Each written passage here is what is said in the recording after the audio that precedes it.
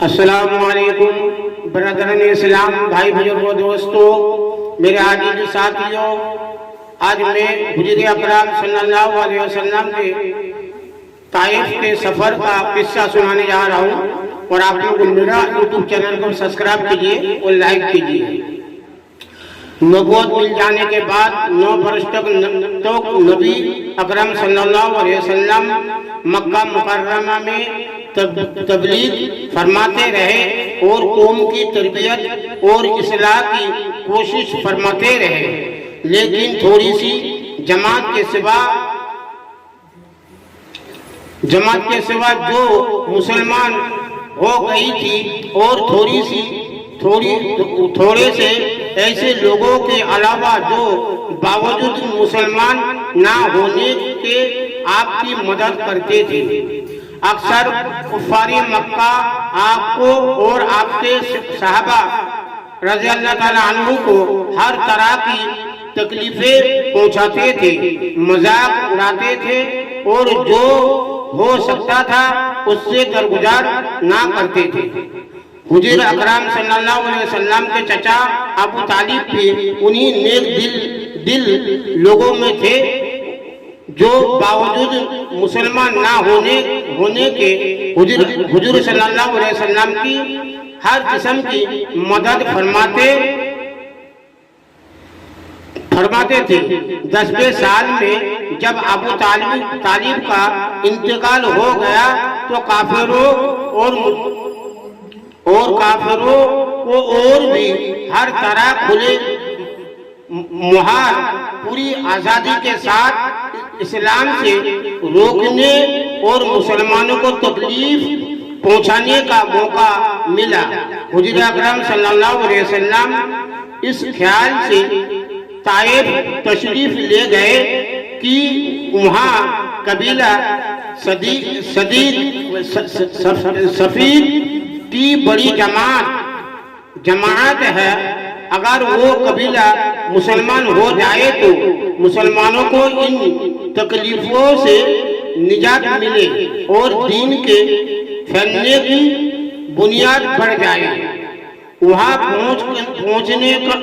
کر قبیلے کے 3 سرداروں سے جو بڑے درجے کے سمجھے جاتے تھے گفتگو فرمائی اور اللہ کے دین کی طرف بلایا اور اللہ کے رسول کی یعنی اپنی مدد کی طرف متوجہ کیا، مگر ان لوگوں نے بجائے اس کے کہ دین کی بات کو قبول کرتے یا کم سے کم عرب کی مشہور مہمان نوازی کے لحاظ سے ایک نوواری نئے آئے مسلمان مہمان کی خاطر مرادات کرنے سے صاف جواب دے دیا، اور نہایت بے رخی اور بد اخلاقی سے پیش آئے۔ ان لوگوں نے یہ بھی گوارا نہ کیا کہ آپ قیام فرما لے۔ جن لوگوں کو سردار سمجھ کر بات کی تھی کہ شریف ہوں گے اور مہذب گفتگو کریں گے، ان میں سے ایک شخص بولا کہ اوہو، آپ کو ہی اللہ نے نبی بنا کر بھیجا ہے۔ دوسرا بولا کہ اللہ کو تمہارے سوا کوئی اور ملتا ہی نہیں تھا جس کو رسول بنا کر بھیجتے۔ تیسرے نے کہا میں تجھ سے بات نہیں کرنا چاہتا، اس لیے کہ اگر تو واقعی نبی ہے جیسا کہ دعویٰ ہے تو تیری بات سے انکار کر دینا مصیبت سے خالی نہیں، اگر جھوٹ ہے تو میں ایسے شخص سے بات نہیں کرنا چاہتا۔ اس کے بعد ان لوگوں سے نا امید ہو کر حضور اکرم صلی اللہ علیہ وسلم نے اور لوگوں سے بات کرنے کا ارادہ فرمایا کہ آپ تو ہمت اور استقلال کے پہاڑ تھے، مگر کسی نے بھی قبول نہ کیا، بلکہ بجائے قبول کرنے کے حضور صلی اللہ علیہ وسلم سے کہا کہ ہمارے شہر سے فوراً چلے جاؤ اور جہاں تمہاری چاہت کی جگہ ہو وہاں چلے جاؤ۔ حضور اکرم صلی اللہ علیہ وسلم جب ان سے بالکل مایوس ہو کر واپس ہونے لگے تو ان لوگوں نے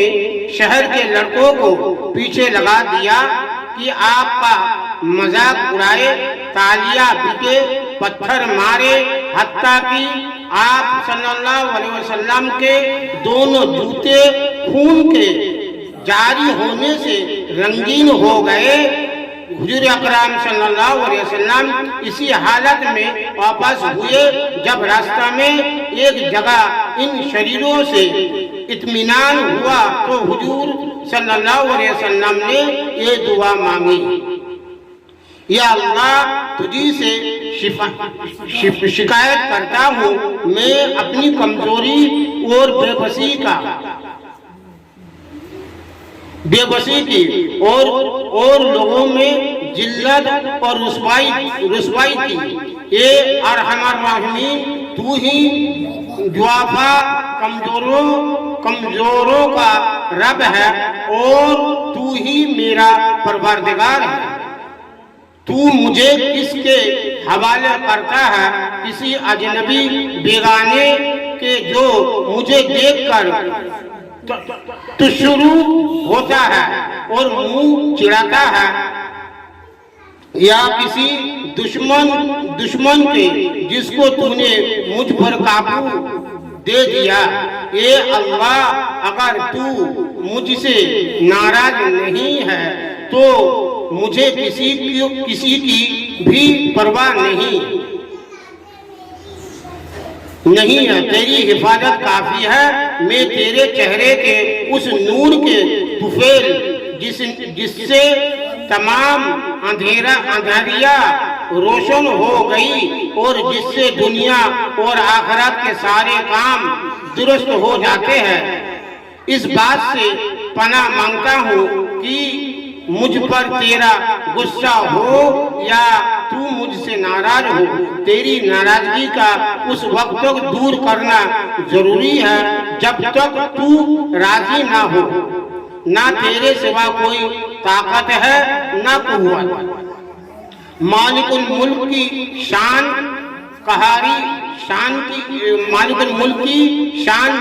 کا قہاری کو اس پر جوش آنا ہی تھا کہ حضرت جبریل علیہ السلام نے آ کر سلام کیا اور عرض کیا کہ اللہ تعالیٰ نے آپ کی قوم کی وہ گفتگو جو آپ سے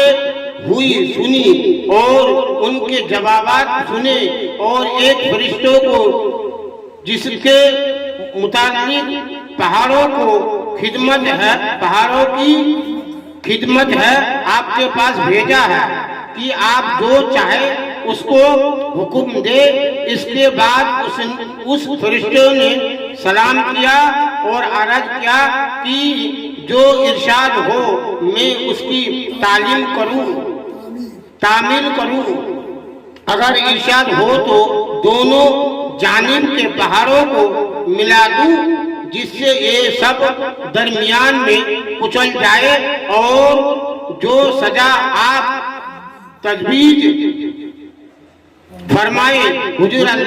اکرم صلی اللہ علیہ وسلم کی رحیم و کریم ذات نے جواب دیا کہ میں اللہ سے اس کی امید رکھتا ہوں کہ اگر مسلمان نہیں ہوئے تو ان کی اولاد میں سے ایسے لوگ پیدا ہو جو اللہ کی پرستش بندگی کرے اور اس کی عبادت کرے۔ یہ ہے اخلاق اس کریم ذات کے جس کے ہم لوگ نام لیوا ہے کہ ہم ذرا سی تکلیف سے کسی کے معمولی سی گالی دے دینے سے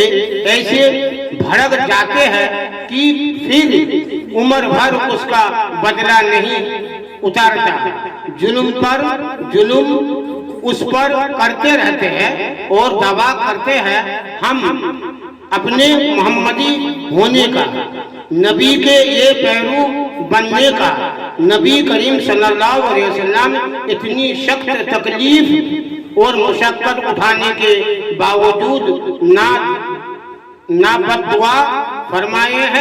فرماتے ہیں نہ کوئی بدلہ لیتے ہیں. یہ ہے ہمارا نبی کا طریقہ ہے اور اخلاق ہے،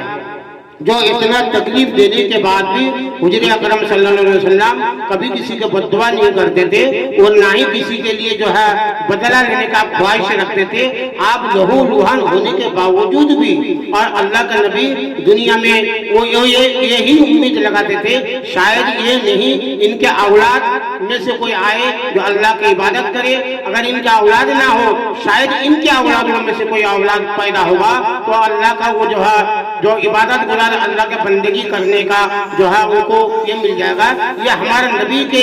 زندگی میں سوچنے اور سمجھنے کا جو طریقہ تھے اور اللہ کے نبی کے اندر جو